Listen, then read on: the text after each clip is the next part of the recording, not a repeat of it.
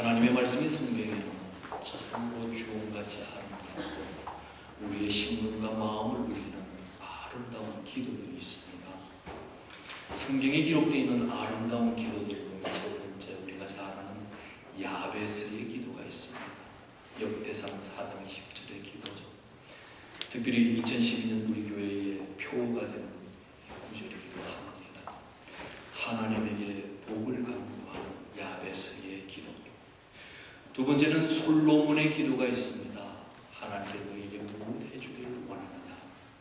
하나님, 나는 하나님의 말씀을 듣는 길을 주시고 지혜를 주십시오 하는 지혜를 간구하는 기도가 있습니다. 열왕기상 3장 4절에서 15절까지 있는 말씀이죠. 세 번째로는 한 여인의 애달프고 그의 한이 맺혀 있는 절규의 기도, 한나의 기도가 있습니다. 아들이 없었기 때문에, 자식이 없었기 때문에 메어지는 가슴과 눈물로 하나님 앞에 자복하고 엎드리면서 부르짖었던 한 여인의 눈물의 기도, 한나의 기도가 있습니다. 사무엘상 19장 1절에서 18절까지 있죠. 우리가 잘 아는 히스기야의 기도가 있습니다. 한나라의 왕이었지만 하나님이 쳤을 때는 축풍 낙엽과 같이 떨어질 수밖에 없는 거였습니다. 하나님 나를 불쌍히 여겨달라고 생명을 건너는 생명을 건 기도가 있죠. 그래서 하나님께서 그 15년이라는 기간을 연장해주는 아름다운 기도입니다. 열왕기하 20장 1절에서 11절에 기록되어 있습니다. 다섯 번째는 엘리야의 기도가 있습니다. 기도의 용사요 믿음의 용사였습니다. 3년 6개월 동안 비가 오지 않자 하나님께 무릎을 꿇고 그 무릎 사이에 머리를 박고 엎드려 가장 낮은 자세로 하나님께 부르짖었습니다. 하나님께서 그의 기도를 들으시고 그 땅을 적게 하시고 비를 내렸습니다. 열왕기상 18장 41절에서 46절에 그의 아름다운 기도가 기록되어 있습니다. 오늘 본문의 말씀은 아굴의 기도라고 합니다. 아굴이 어떤 사람인지 성경에는 정확하게 나와 있지는 그의 인물 등을 알 수가 없지만 우리는 잠언 30장의 말씀을 통해서 볼 때 그 아굴이 어떤 사람인지를 대충 알 수 있습니다. 아굴은 아주 날카로운 관찰력을 가지고 뛰어난 상상력을 소유한 사람이었습니다. 그래서 아굴은 날카로운 관찰력으로 개미에게서 그 부지런함을 배우고 거미에게서 탐욕을 깨달았고 사자의 갈기에서 재앙의 위험을 보았고 사반에게서 협동심을 깨달았습니다. 남녀의 동침의 자리를 통해서 그 범죄의 엄밀함을 보았고 종이 임금이 되는 것을 보면서 부조리한 사회상을 보았습니다. 그리고 아굴은 다른 사람보다 자신은 어리석다고 총기가 없다고 배움이 모자란다고 생각하며 심지어 자기는 짐승과 같은 존재라고 자기 자신을 하나님 앞에 고백했습니다. 이런 아굴이 드린 기도의 내용이 오늘 본문 말씀 속에 기록이 되었습니다. 그 한 부분이 오늘 본문의 말씀입니다. 오늘 본문 말씀 잠언서 3장 7절에 보면 내가 두 가지 일을 주께 구하였사오니 내가 죽기 전에 내게 거절하지 마옵소서. 어떻습니까? 얼마나 간절한 기도인지. 내가 죽기 전에 나의 기도를 거절하지 말아달라. 아굴의 이와 같은 아름다운 기도가 이번 사순절 우리들의 소원의 기도가 되어야 하겠습니다. 첫 번째, 아굴의 기도가 어떤 기도였는가? 하나님께서는 아굴의 첫 번째 소원의 기도가 헛된 것과 거짓말을 멀리하는 정직한 삶을 살게 해달라는 기도였다는 것입니다. 오늘 본문 말씀 잠언 3장 8절 전반절에 보면 곧 헛된 것과 거짓말을 내게서 멀리하옵시며. 아굴은 하나님께 헛된 것과 거짓말을 멀리하는 정말 하나님 앞에서 부끄럽지 않는 정직한 삶을 살게 되는 소원을 가지고 하나님께 기도드렸습니다. 헛된 것과 거짓말을 멀리해달라는 이 아굴의 기도는 잘못된 생각이나 하나님의 영광을 가리는 행동을 하지 않고 나에게 주어진 지극히 적어낸 그 충성을 다하여 하나님만 잘 섬기게 해달라는 기도였습니다. 자신을 과대포장하고 과장하지 않고 겸손히 하루하루의 삶에 하나님을 중심에 모시면서 하나님 뜻대로 살게 해달라는 기도입니다. 허풍을 떠는 사람이 아니라 하나님 앞에서 부끄럽지 않는 정직한 신앙인이 되게 해달라는 이 애절한 기도입니다. 우리가 이 세상을 살아갈 적에 정직하게 산다는 것 참 힘이 듭니다. 악한 마귀가 우리를 정직하게 살도록 두지 않습니다. 유혹합니다. 넘어지게 합니다. 타협하게 합니다. 범죄하도록 유혹합니다. 사탄 마귀는 언제나 달콤하게 우리에게 부르짖습니다. 속삭입니다. 야, 조금만 타협해봐. 그러면 모든 일이 잘 될 수 있잖아. 세상 사람들 다 그렇게 사는데 너는 왜 그러니? 타협하며 살아 라고 속삭입니다. 우리는 어느덧 이렇게 사는 것이 정상적인 삶이라고 생각하게 되었습니다. 심지어 하나님의 말씀대로 정직하게 살면 나 혼자만 손해보는 것 같은 억울한 생각까지 듭니다. 결국 타협하고 거짓된 삶을 살아요.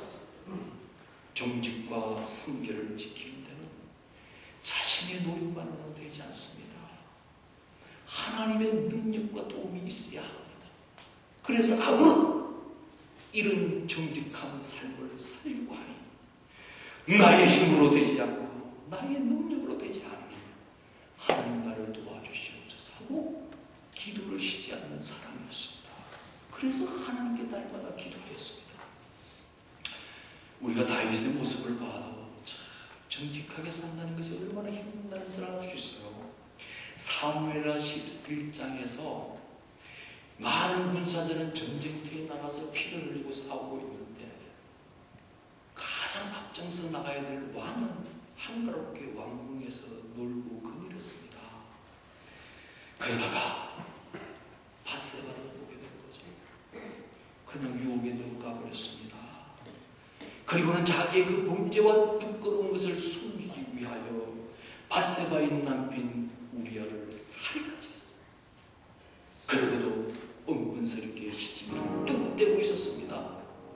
만일에 나란 선지자가 찾아와서 그의 죄를 덜추어내지 않았다면 그는 그대로 침묵할 수 있었을 것입니다. 정직함을 원하는 하나님께서, 다윗을 사랑하는 하나님께서는 정직을 버린 그를 용서하지 않았습니다. 그의 마음을 찢었습니다. 그래서 다윗은 회개했죠. 시편 51편 10절에 그의 애절한 회개의 기도가 나옵니다. 하나님이여, 내 속에 정한 마음을 창조하시고 내 안에 정직한 영을 새롭게 하소서. 다윗의 회개 기도가 무엇입니까? 정한 마음과 정직한 영을 새롭게 해달라는 기도입니다. 인간은 모든 죄인이기 때문에 정직하게 살기가 너무나 힘듭니다. 어느 순간 넘어져 세상에서 적당하게 타협하고 거짓되게 살려고 합니다. 하나님께서 나에게 정직한 마음을, 하나님께서 나의 영혼을 정직하게 이끌어주지 않으면, 세워주지 않으면 우리는 이 세상과 타협하며 거짓의 울타리 속에서 살아가게 되는 것이죠. 그래서 요한일서 1장 9절 말씀에 만일 우리가 우리의 죄를 자백하면 그는 미쁘시고 의로우사 우리 죄를 사하시며 우리를 모든 불의에서 깨끗하게 하실 것이다 했습니다. 우리가 선지자들 중에 사무엘을 보면 참으로 정직한 삶을 살았습니다. 사무엘상 12장 1절에서 5절에 보면 이제 사무엘이 오랫동안 사사로서 활동하다가 퇴임을 하는 장면이 나옵니다. 마지막 퇴임을 하면서 사무엘이 모든 백성들에게 이렇게 말합니다. 여러분, 내가 부정한 것을 한 것이 있으면, 내가 하나님 앞에서 부끄러운 짓을 한 것이 있으면 누구든지 이 시간에 밝히라고 했습니다. 그때 백성들이 이구동성으로 그의 정직한 삶을 인정했습니다. 사무엘상 12장 4절에 그들이 이르되 당신이 우리를 속이지 아니하였고 압제하지 아니하였고 누구의 손에서도 아무 것을 빼앗은 것이 없나이다 했습니다. 이처럼 모든 백성들이 사무엘은 정직한 사람이라고 인정을 했습니다. 요셉은 정직한 사람이었습니다. 애굽의 노예로 팔려가서 바로왕 시대장이 보디발의 집에서 노예살이 종살이를 했습니다. 어떤 일이 일어났습니까? 보디발의 아내가 유혹을 했습니다. 그 유혹에 넘어지지 않고 옷을 벗고 도망쳐버렸습니다. 자존심이 상한 그 여인은 요셉을 옥에 넣었습니다. 적당히 타협했다면 그에게 어떤 출세의 기회가 올 수 있을지도 몰랐지만 하나님 앞에서 정직하게 살려가는 요셉은 고난의 길을 택하고 그 거짓을 끊어버렸습니다. 우리는 거짓말에 익숙해져 있습니다.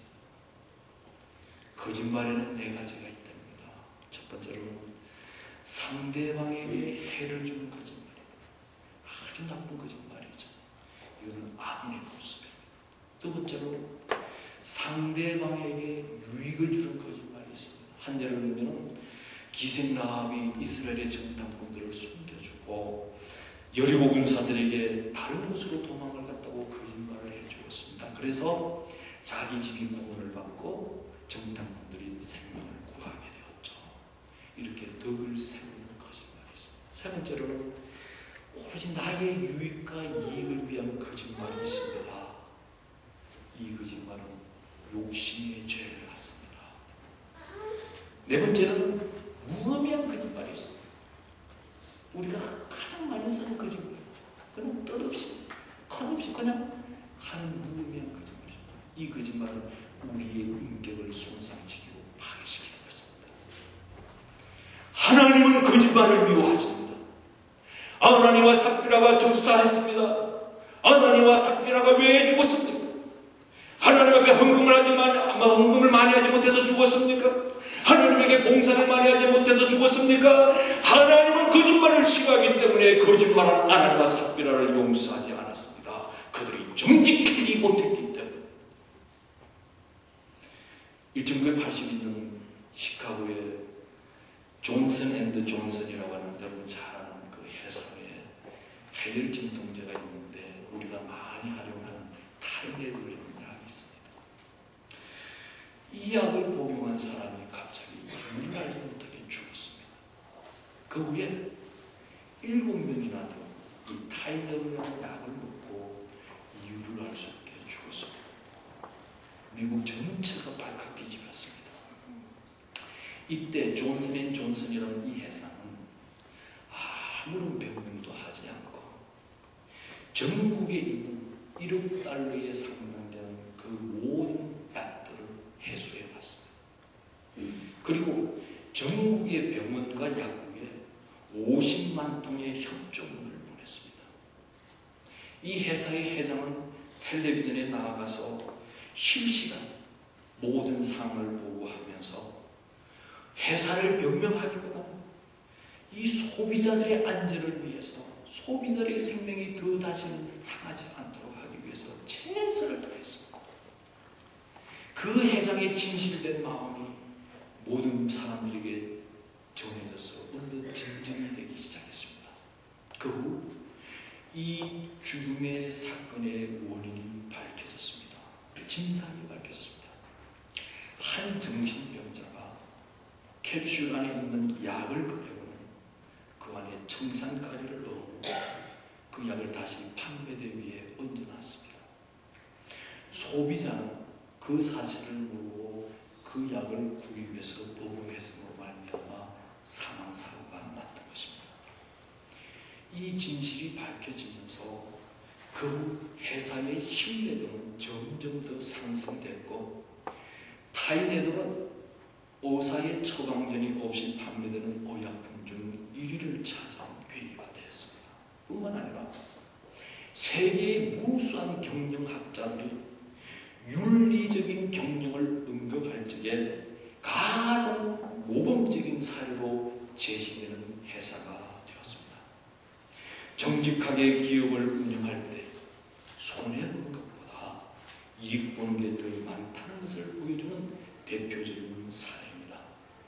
하나님께서는 정직한 삶을 살려는 소원으로 하나님 나에게서 거짓과 헛된 것들을 멀리하게 해달라고 기도하는 사람에게 그 기도를 들으시고 복을 주십니다.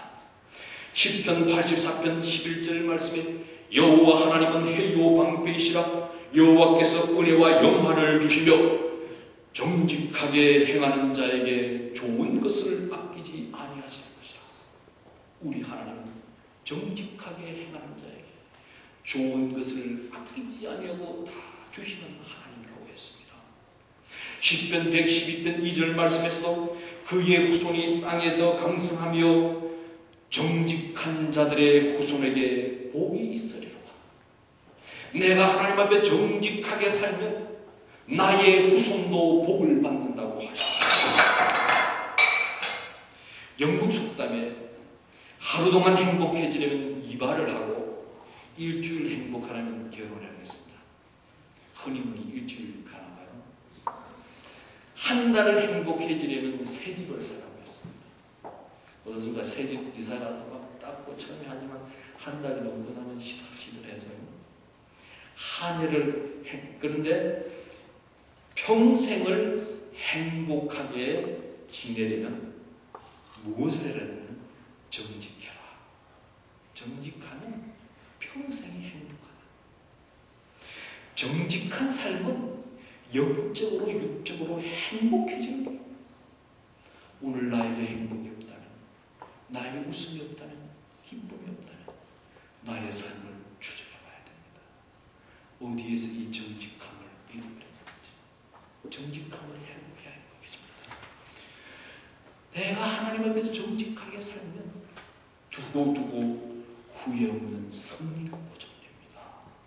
이번 사순절 우리 모두 아굴처럼 평생 하나님 거짓과 헛된 것을 멀리하고 내가 하나님 앞에서 정직하게 살도록 나는 힘이 부족하오니 하나님 도와주십시오 기도한다.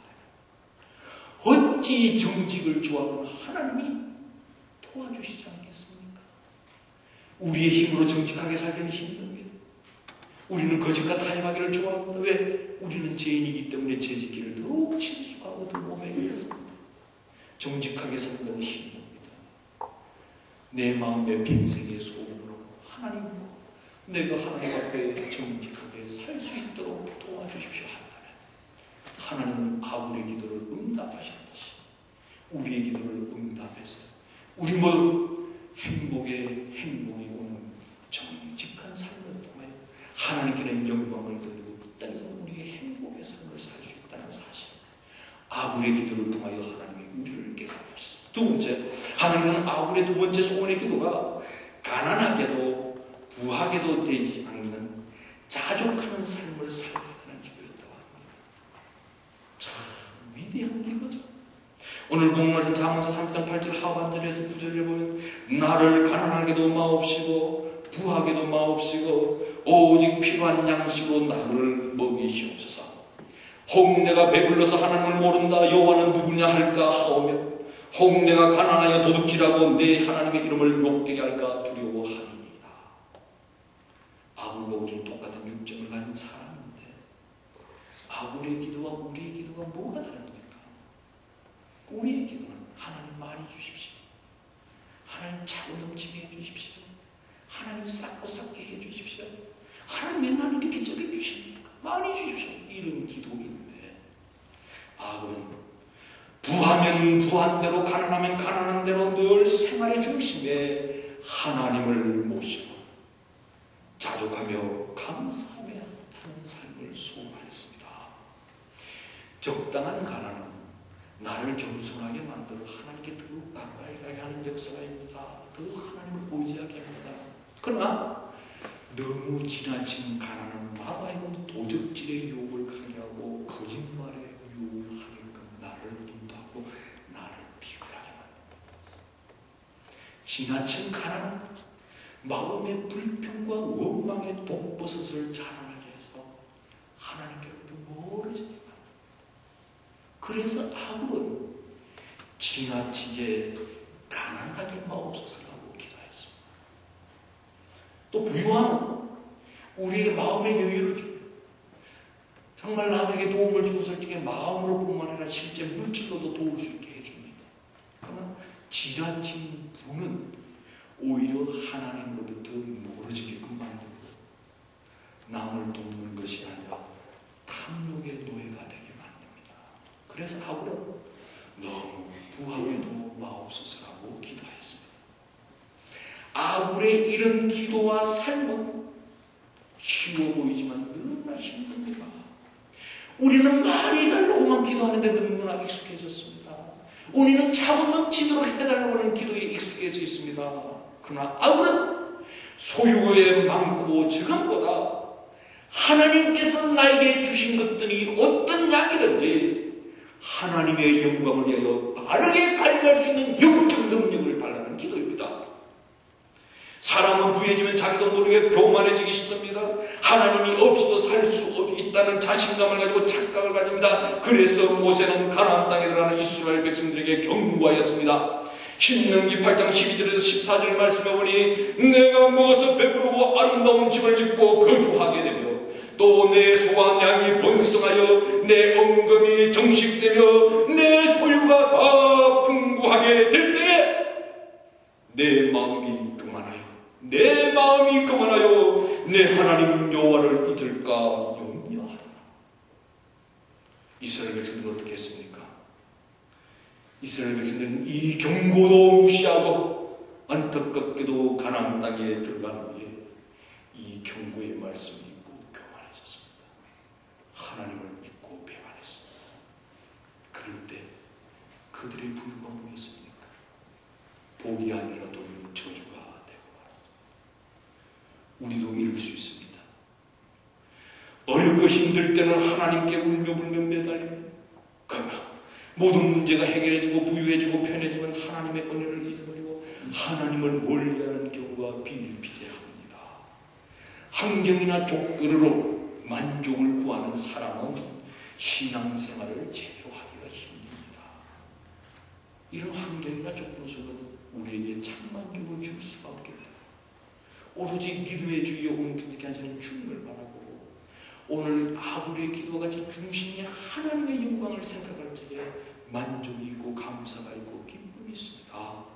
전도서 5장 10절 말씀에 은을 사랑하는 자는 은으로 만족하지 못하고 풍요를 사랑하는 자는 소득으로 만족하지 아니하리니 이것도 헛되도다. 날마다 신앙으로 마음의 욕심을 조절할 수 있어야 됩니다. 아무리 소유가 많더라도 욕심으로 그것을 조절하지 못한다면 그 소유의 많음이 나에게 죄의 올무가 되고 맙니다. 소유가 적어도 욕심을 조절하면 만족스럽고 행복해집니다.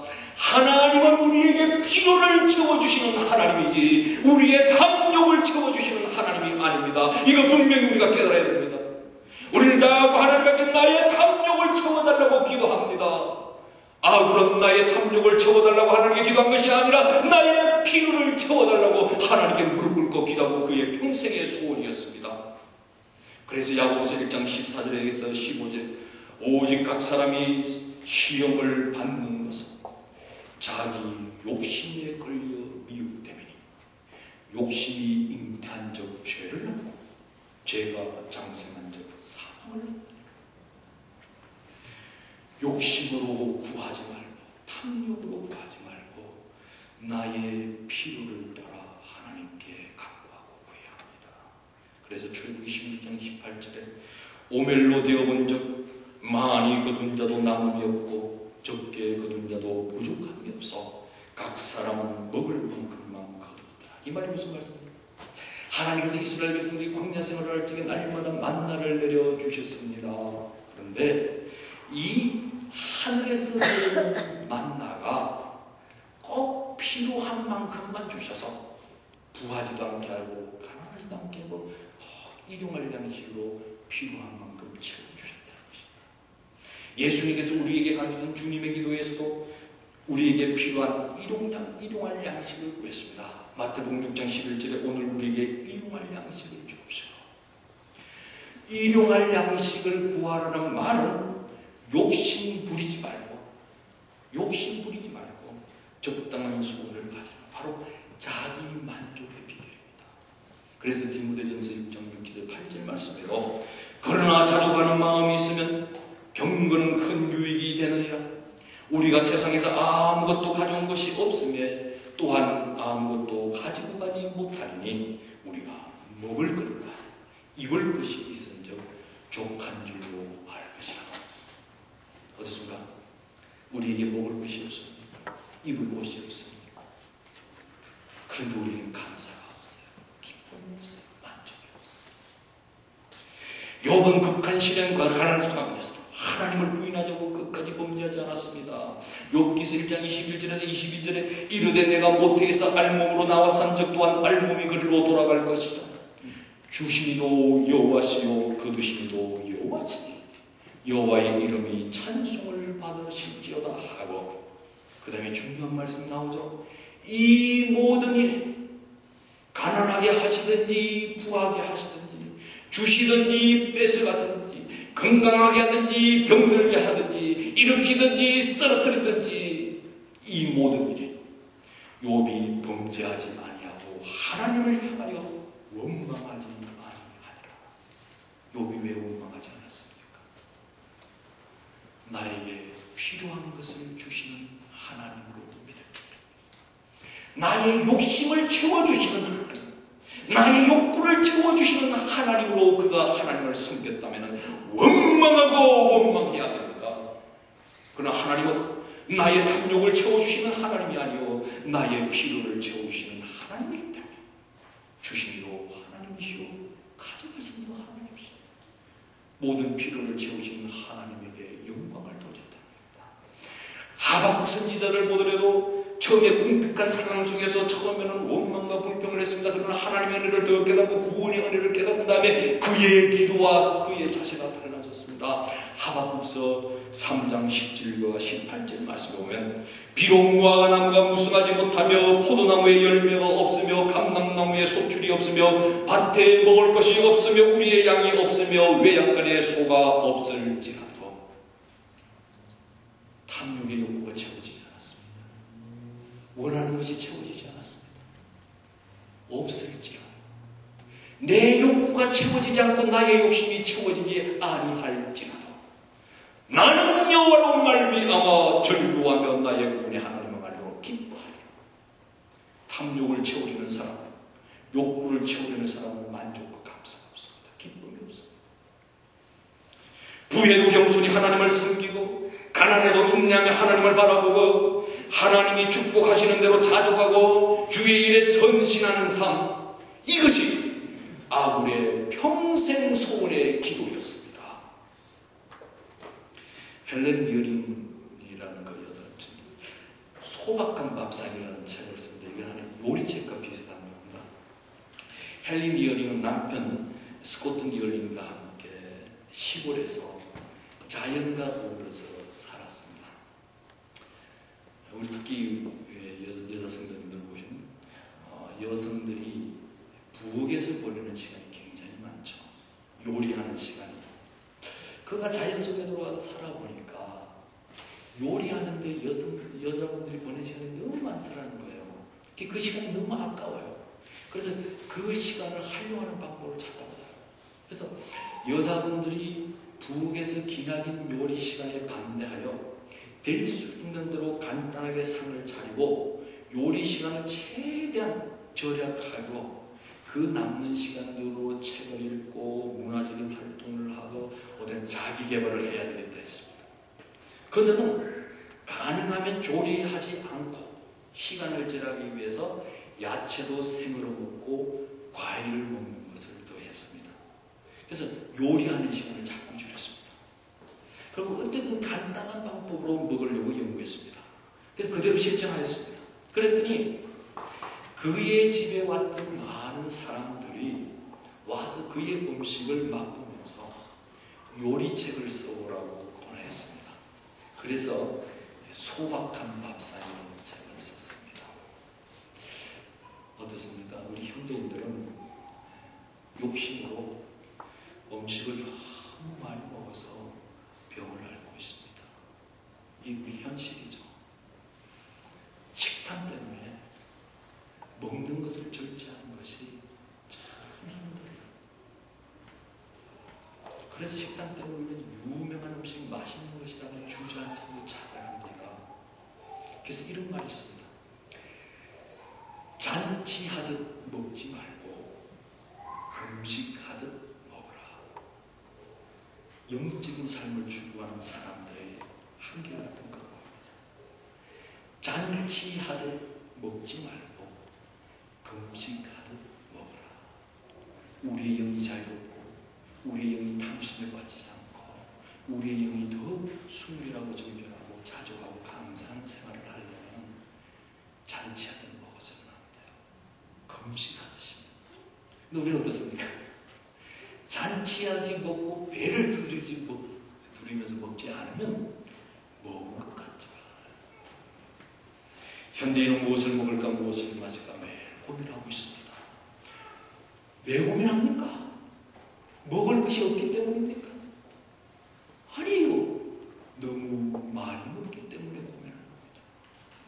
가난하면 가난한 대로, 부유하면 부유한 대로 이 모든 것이 하나님이 나의 필요를 따라 주신 것이기 때문에 감사함으로 자족함으로 살아야 합니다. 오늘 우리가 물질에 대한 문제가 무엇입니까? 하나님께 주신 것을 하나님의 뜻대로 사용하는 영적 관리가 문제입니다. 실제로 미국에서 통계를 내본 결과가 있습니다. 하층민들이 그들의 수입의 15%를 구제금으로 낸다고 합니다.